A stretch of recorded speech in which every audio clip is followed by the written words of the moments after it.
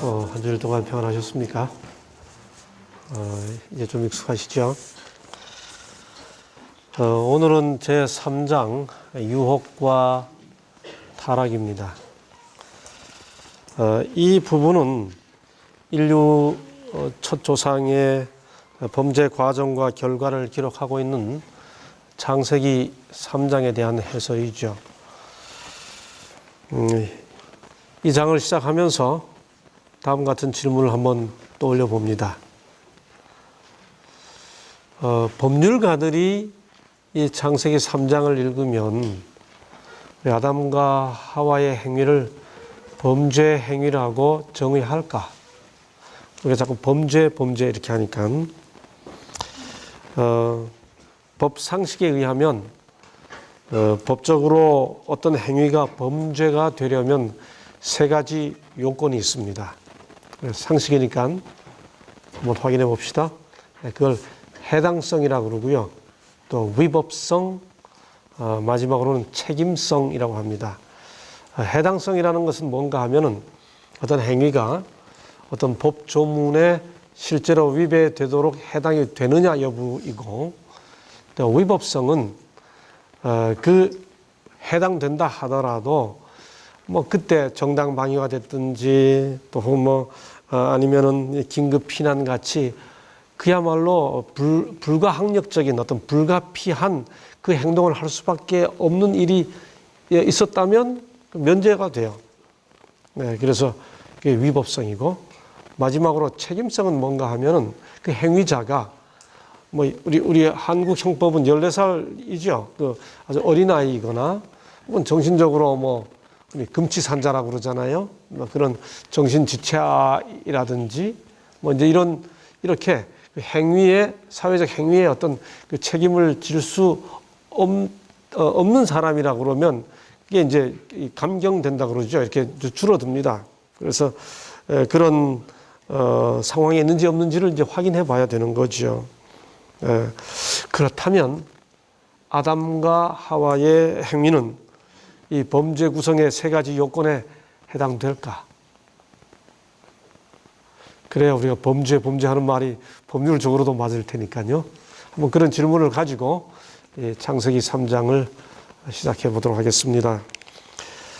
창세기 3장은 그 내용 전개에 따라서 다음과 같이 그 정리할 수 있습니다. 첫째, 1절로 5절은 유혹, 6절은 범죄 행위, 그 다음에 7, 8절은 범죄 결과에 대한 자각, 그 다음 9절로 14절은 범죄에 대한 하나님의 확인, 15절은 구속의 경륜이라고 흔히 부르죠. 그 다음에 16절로 19절은 하나님이 선언하신 죄의 결과, 20절로 21절은 이 아담과 하와의 반응인데 그 반응은 사실 창세기 3장 15절에 대한 반응이에요. 그 다음 21절로 24절은 에덴에서의 추방, 이런 내용으로 구성되어 있는데, 오늘은 3장 1절부터 14절까지 유혹과 범죄와 그들의 자각과 이후 하나님의 확인 부분까지 살피고, 다음 주에 이제 구속의 경륜이라는 제목으로 나머지 부분들을 한번 살펴보려고 합니다. 먼저 이 장은 1절에서 유혹의 매개물이 된 뱀을 소개하는 것으로 시작됩니다. 1절을 읽어보죠. 여호와 하나님의 지으신 들짐승 중에 뱀이 가장 간교하더라. 여러분, 누가 누구를 보고 쟤는 참 간교해 라고 말하면 그게 좋은 말이에요? 나쁜 말이에요? 간교는 나쁜 말이죠. 이게 부정적인 지혜를 의미하죠. 근데 잘 보세요. 여호와 하나님의 지으신 들짐승 중에 뱀이 가장 간교하더라.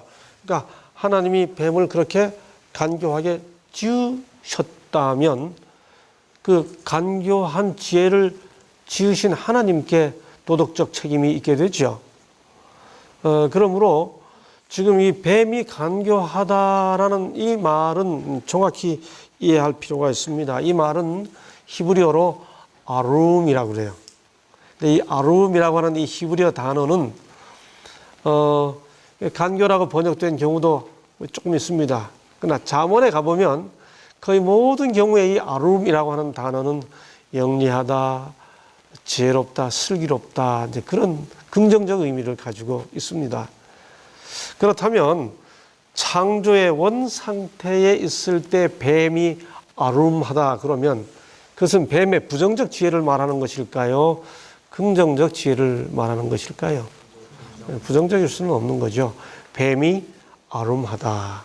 특별히 이 단어를 창세기 바로 그 3장 1절에 바로 앞절인 2장 25절과 이렇게 연결해서 읽어보면 참 재미있어요.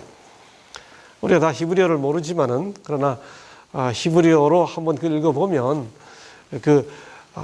이 남자와 여자가 벌거벗었으나 부끄러워 아니하더라 할 때 그 벌거벗었다는 말이 히브리어로 아룸밈이에요.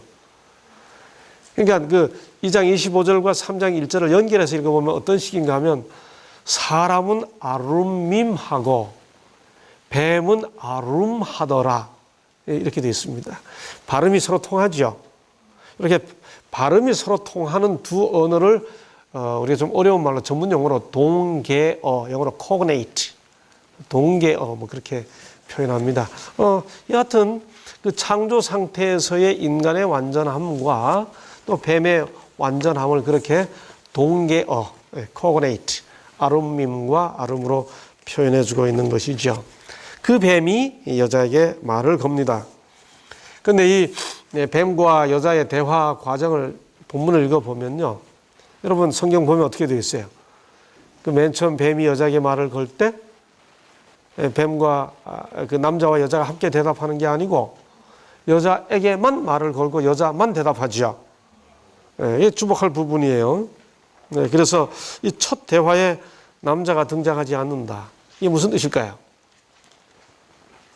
유혹자가 필연, 여자가 혼자 있는 그 순간을 포착했다고 하는 의미가 있겠죠. 다음에 주목할 것이 하나 있는데 그것은 뭔가 하면 뱀이 말을 한다는, 피조물이 말을 한다는 거예요. 인간이 가지고 있는 가장 짐승과 다른 특징 중에 하나가 이 언어 기능이잖아요. 근데 뱀이 말을 합니다. 이것은 우리가 이미 잘 알고 있는 것처럼 뱀이 말하는 것이 아니고 그 뱀 배후의 영적 존재인 사단이 뱀을 통해 말하고 있음을 알게 되죠. 이런 이유로 사단이 뱀을 통해 말을 그리고 처음으로 유혹했다고 하는 것 때문에 우리에게 뱀이 사단의 대명사처럼 됐어요. 그래서 그 사단을 소개할 때 요한계시록 12장 9절에서 옛 뱀, 곧 마귀라고도 하고 사단이라고도 하는 온천하를 꿰는 자, 이렇게 그 사단의 이름이 옛 뱀이라고 소개하고 있는 거죠. 그런데 뱀을 통해 사단이 한 첫 말이 뭡니까? 뭐죠? 그 다음 말이 하나님이 참으로 너희들아 동산 모든 나무의 실과를 먹지 말라 하시더냐. 여러분 이 말은 참 묘한 말이에요. 하나님이 참으로 이 표현 속에는 뭘 담고 있는 겁니까? 하나님에 대한 불신을 불러일으키는 의도를 포함하고 있는 거죠. 하나님이 참으로 하나님에 대한 의심을 불러일으키는 겁니다. 두 번째, 동산 모든 나무의 실과를 이렇게 표현합니다. 여러분, 하나님께서 금하신 것은 동산 모든 나무가 아니고 무엇만 금하셨어요? 선악을 알게 하는 나무의 실과는 먹지 말라고 했죠. 이 사실을 사단은 잘 알고 있죠. 알고 있습니다. 알고 있는 그가 만약에 이렇게 질문합니다. 하나님이 선악과를 먹지 말라고 했냐? 이렇게 하면 여자가 뭐라 대답하면 돼요? 그렇게 하면 대화 끝. 그런데 일부러 그 대화의 범위를 확대합니다. 모든 나무의 실과를 먹지 말라 했냐? 이렇게 물었기 때문에 여자가 대답을 하지 않을 수 없게 된 거죠.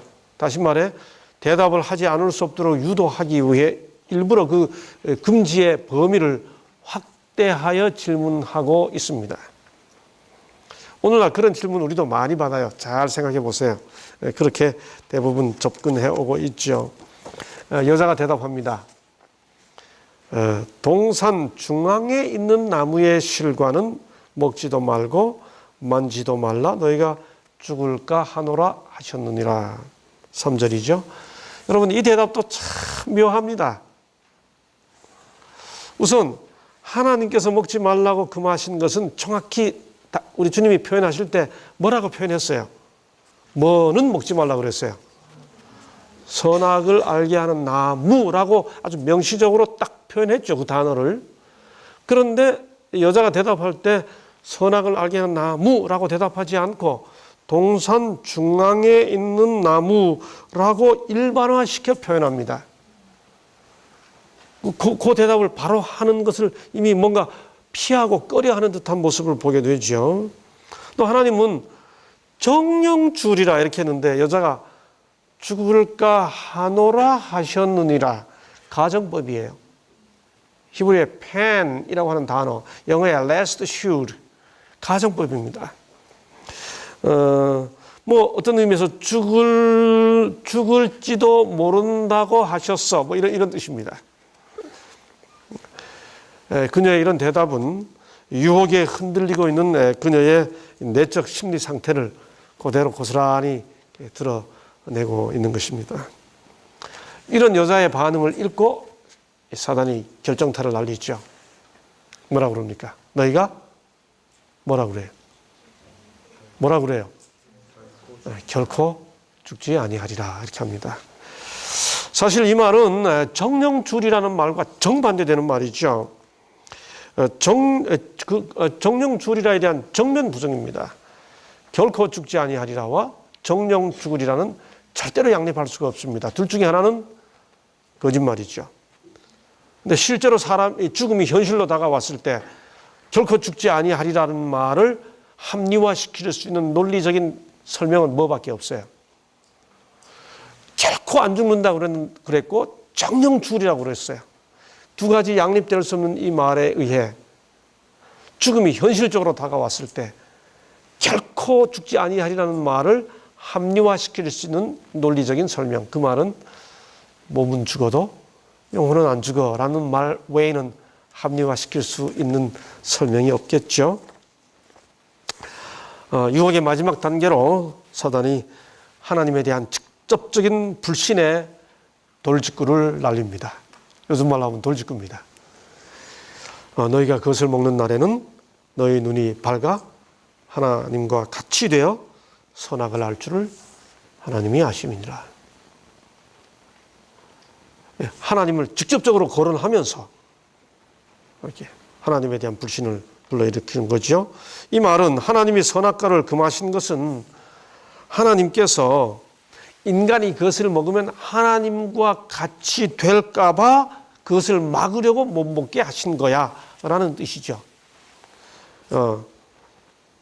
하나님에 대한 그분의 본성에 대한 그분의 속성에 대한 인간의 행복을 인간의 발전을 어쩌면 막으시고 당신과 같이 않게 되려고 막으셨다는 하나님의 그분의 그 본성에 대한 불신을 불러일으키는 마지막 직접적인 돌직구입니다.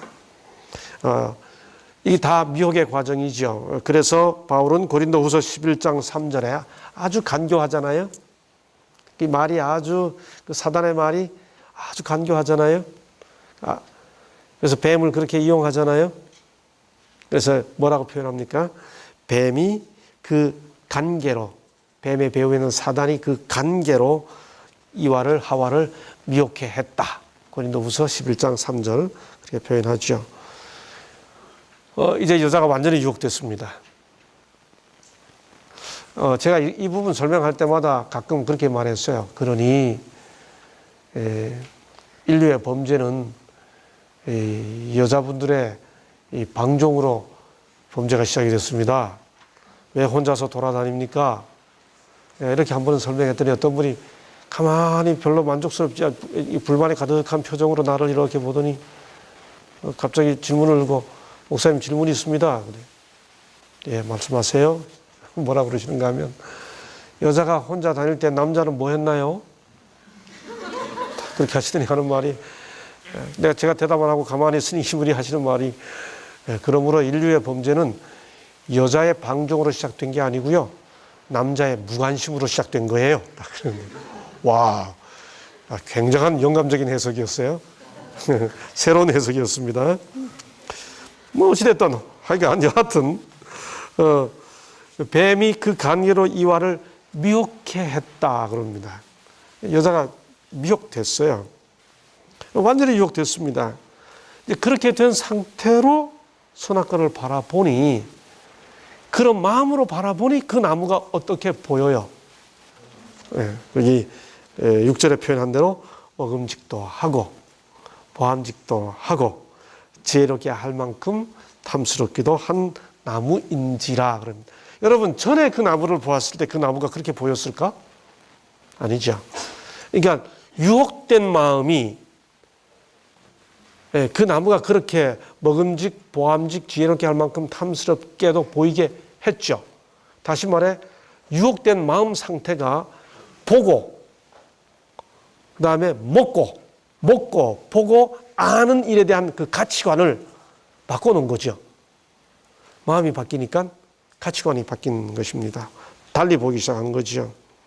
그렇게 바뀐 판단으로 가치관이 바뀌어서, 유혹된 마음으로 가치관이 바뀌어서 마침내 여자가 그 실과를 딱 먹습니다. 6절. 범죄 행위가 이루어진 거지요. 그리고 자기와 함께한 남편에게도 줍니다. 여러분, 자기와 함께한 남편에도 주었다. 자기와 함께한 요 표현을 잘 이해해야 합니다. 요 표현이 그 유혹과 범죄 과정에서 늘 계속해서 이 남자가 함께 했다는 뜻이 아니에요. 디모데전서 2장 4절에 보면 아주 분명하게 성경이 말합니다. 아담은 꾀임을 보지 않았다, 이렇게 딱 표현해요. 그러므로 아담은 꾀임을 보지 않았어요. 그러므로 여기 자기와 함께한 남편에게도 주매야 할 때, 성경상 남편이라는 표현이 여기 처음 나옵니다. 여기 자기와 함께하니란 말은 그 순간 그 현장에 함께 했다는 뜻이 아니라 자기와 함께 살도록 허락된 남편이라는 뜻이겠죠. 그 남편을 찾아간 것입니다.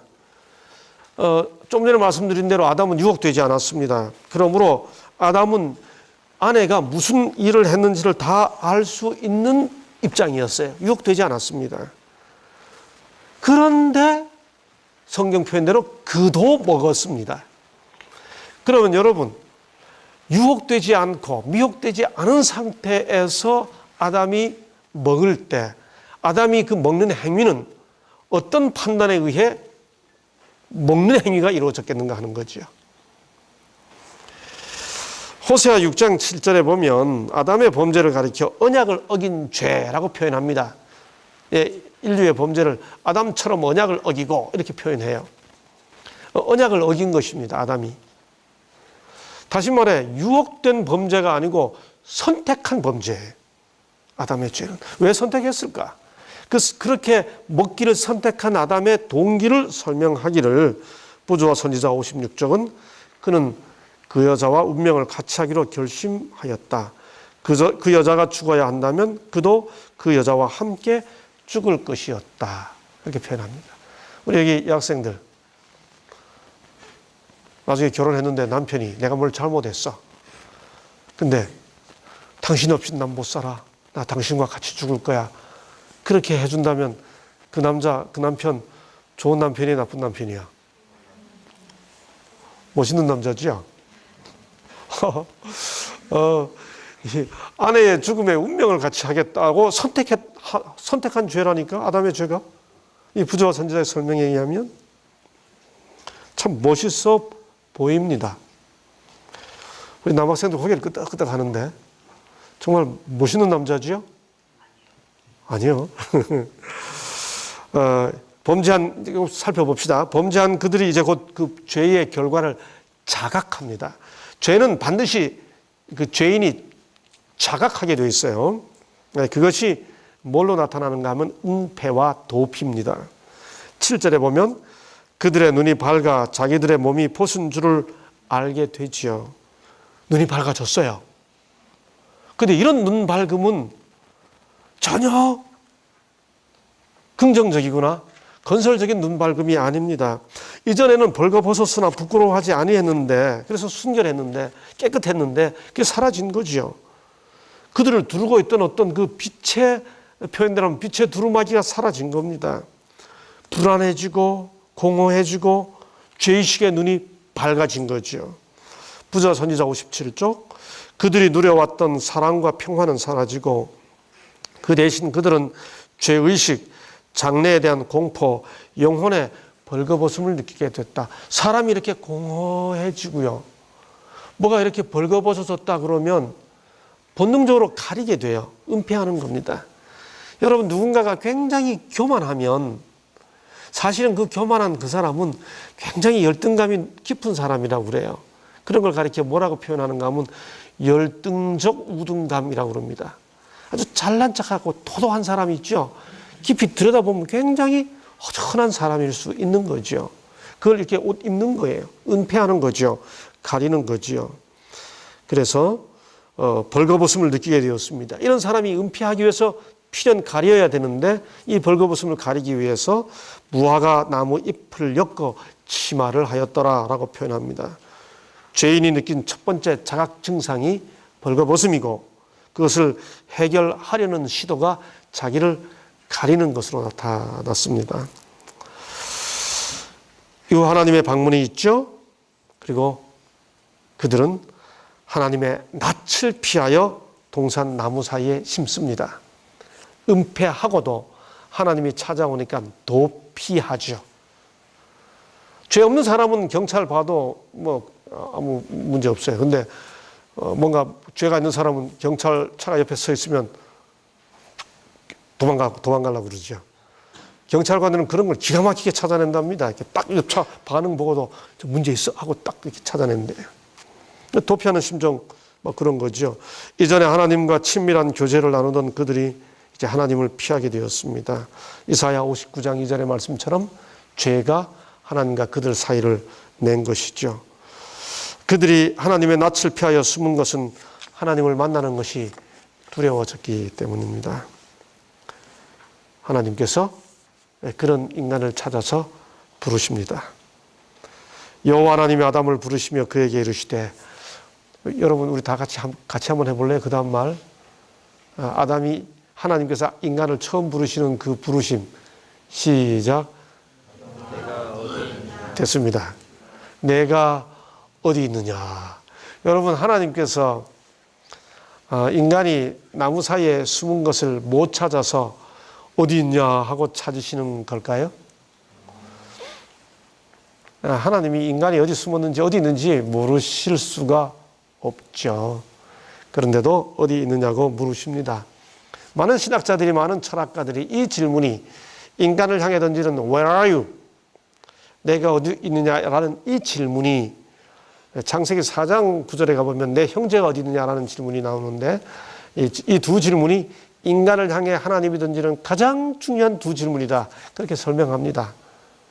여하튼 내가 어디 있느냐라고 물을 때 이 질문의 의도는 아담이 숨은 장소적 위치를 묻는 질문이 아니고, 왜 나를 피하니? 왜 거기 있니? 라고 하나님과 당신과 아담 사이의 그 관계의 위치를 묻는 질문이죠. 하나님은 피하는 아담에게 내가 두려워하여 숨었나이다 라고 대답하자, 그렇게 대답하는 아담에게 내가 너더러 먹지 말라 명한 나무 실과를 내가 먹었느냐고 묻습니다. 하나님께서 이런 질문 던지시는 것 역시 먹은 것을 모르기 때문이 아니고 아담의 입장에서 그 사실을, 그의 행위를 확인해 가시는 거죠. 아담이 대답합니다. 하나님이 주셔서 나와 함께 하신 여자 그가 내게 줌으로 내가 먹었나이다. 이 대답도 참 묘합니다. 하나님이 주셔서, 그게 무슨 뜻이에요? 누가 달라고 그랬습니까? 뭐 그런 의미가 포함되어 있죠. 나와 함께 하신 여자. 여러분, 이 표현 보세요. 아담이 아내라고 안 합니다. 제 아내가 내게 주므로, 아내라고 표현 안 해요. 하나님이 내게 주셔서 나와 함께 하신 여자 그가, 이렇게 표현합니다. 3인칭화하는 거죠. 대답이 참 묘하잖아요. 성경 읽다 보면 그런 경우들이 종종 나와요. 요셉의 형들이 요셉을 팔아넘기고는 아버지에게 뭐라고 표현하는가 하면 요셉이라고 표현 안 하고 아버지의 아들 이렇게 표현합니다. 누가복음 15장의 탕자의 비유에서도 보면 탕자가 돌아온 다음에 그 비유 속에 나오는 형이 동생이 돌아왔나이다 이렇게 표현하지 않습니다. 이 아들 이렇게 표현합니다. 자기와의 관계를 자꾸 이렇게 우회하는 거죠. 내 아내라고 표현하지 않고 아내라고 하면 자기와의 관계가 노출되잖아요. 그러니까 여자 그가 내게 주므로. 아까 먹을 때는 운명을 같이 하겠다고 먹었던 아담이 왜 먹었느냐고 물으니까 여자가 주니까 넘어갔어요. 이렇게 표현합니다. 참 치사하지요. 뭐 사실은 아닙니다만 그래서 여자분들에게는 없고 남자들에게만 있는 이 목에 약간 돌출된 이 부분을 가리켜 아담의 사과 그렇게 부르죠. 먹다가 걸렸다는 것이. 우리 남학생들 만져보는데 예. 아담은 책임을 아내에게 전가하고 있습니다. 참 죄가 그들 사이를 벌써 이렇게 갈라놓고 있는 모습을 보게 됩니다. 하나님은 여자에게도 또 그렇게 묻습니다. 그 질문에 여자가 대답합니다. 뱀이 나를 꿰물어 먹었습니다. 역시 뱀에게로 책임을 전가하고 있죠. 참 재미있어요. 사람은 자기 권리를 주장할 때는 내가 했다 그래 놓고 책임을 추궁당하면 그렇게 되었다고 대답합니다. 다른 사람 때문에 환경 때문에 그렇게 되었다고 대답하죠. 권리는 자율로 책임은 타율로 대답하는 죄인의 본성이 여기서 시작되고 있는 모습을 보게 됩니다. 하나님은 뱀에게는 너 왜 그렇게 했느냐고 묻지 않으시고 어떻게 합니까? 내가 이렇게 하였으니 더욱 저주를 받아 배로 다니고 종신토록 흙을 먹을지니라. 뱀에게 묻지 않은 이유는 뭘까요? 뱀의 배후에 있는 사단이 이미 죄의 선고를 받았기 때문이죠. 우리가 제1장에서 했던 것처럼 죄가 용납된 이유에서 살펴본 것처럼 이미 대쟁투의 과정을 통해 추방되었기 때문입니다. 이제 이 대쟁투의 전장이 이 과정을 통해 이제 이 땅으로 확대되고 있는 모습을 볼 수 있지 않습니까? 그 다음 뭐라고 말합니까? 더욱 저주를 받아 배로 다니고 이렇게 말합니다. 왜 뱀이 저주를 받습니까? 4세기에 아주 유명한 설교가인 너무 설교를 잘해서 황금입이다. 영어로 golden mouth, 금구라고 하는 별명을 가지고 있던 크리소스톰이라고 하는 사람은 이 뱀이 저주받은 이유에 대해서 마치 그것은 아들을 살해당한 부모가 그 살인자를 처형할 때 그 살인의 도구로 사용된 칼을 부러뜨리는 심정과 똑같은 심정이다. 뭐 그렇게 설명했습니다. 예컨대 이 곰이 나타나가지고 아들을 어떻게 살해했다. 곰을 우리가 사람들이 이렇게 살해하지 않습니까? 죽이지 않습니까? 뭐 그런 심정이었다라고 설명했습니다. 여하튼 뱀이 저주를 받아서 배로 기어다니게 됐다는 말은 저주받기 전에는 배로 기어다니지 않았다는 뜻이겠죠. 저주받아서 배로 기어다니게 되었으니까. 그래서 부조 선지자 53쪽에 그 뱀에 대해서 그것은 날개가 있었는데 공중으로 날 때는 금빛 광택이 나는 눈부신 모습을 나타냈다라는 설명이 매우 개연성 있는 설명임을 이해할 수 있습니다. 뱀 보고 종신토록 흙을 먹을지니라 그랬는데 이것은 뱀의 음식을 가리키는 말이 아닙니다.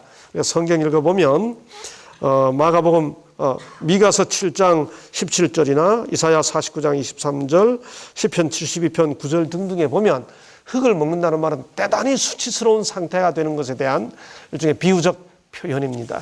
이제 그런 아주 징벌을 당해 아주 비참한 상태에 이르게 되는 것을 나타내 주는 거죠.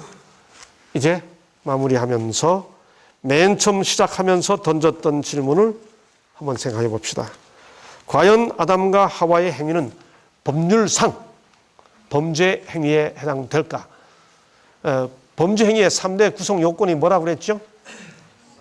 해당성, 위법성, 책임성입니다. 예, 아담과 하와의 경우는 분명히 해당성이 있습니다. 왜냐하면 하나님이 선악을 알게 하는 나무의 실과는 먹지 말라라고 하는 분명한 명령을 하셨기 때문입니다.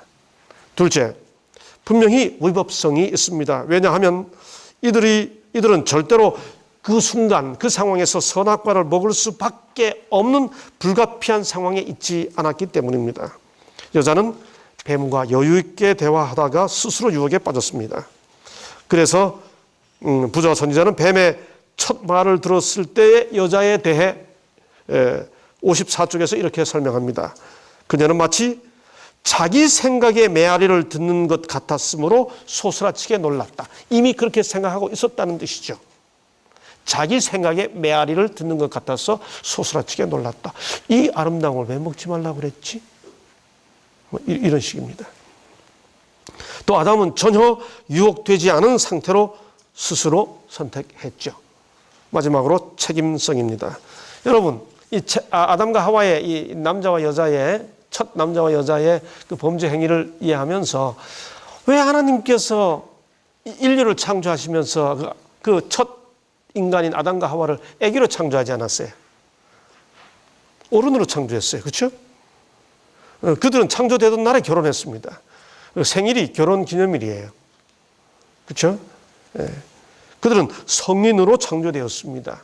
그 개인의 판단과 그 개인의 선택을 할 수 있도록 해 주신 거죠. 그러므로 절대로 이렇게 미성년자가 되어서 어떤 행위에 대한 책임을 면제받을 수 있는 입장이 아닌 거죠. 책임성이 있었습니다. 이제 인간의 범죄에서 실제적인 교훈을 배우면서 마무리하려고 합니다. 사람이 지식을 얻는 방법이 두 가지가 있어요. 하나는 관찰이고 또 하나는 경험입니다. 그런데 죄에 관한 한 경험을 통해 지식을 얻을 필요가 없습니다. 아니, 얻지 않아야 합니다.